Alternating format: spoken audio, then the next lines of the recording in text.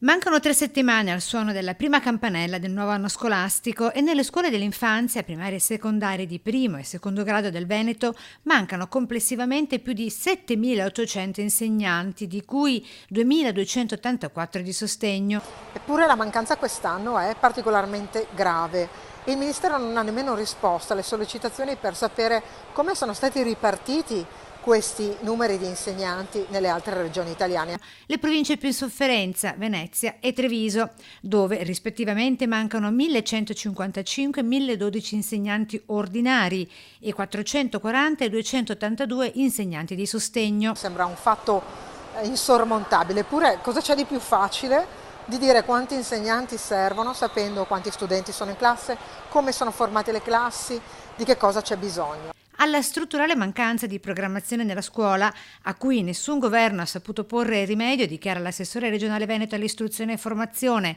Elena Donazzan, si aggiunge quest'anno il problema degli insegnanti precari storici o entrati di recente in ruolo, che sono stati cancellati dalle graduatorie, come è il caso dei diplomati magistrali, e che tornano più precari di prima, inseriti nelle sole graduatorie di istituto, che non possono dare la prospettiva dell'entrata in ruolo.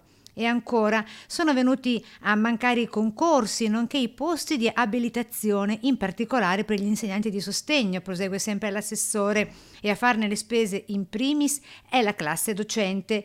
Il nuovo anno scolastico si apre in Veneto con la mancanza di 2 insegnanti su 5 per gli studenti con grave disabilità. Vuol dire gli studenti più bisognosi che dovrebbero avere continuità didattica, un insegnante stabile che possa portarlo in tutto il ciclo scolastico, e qui mancano.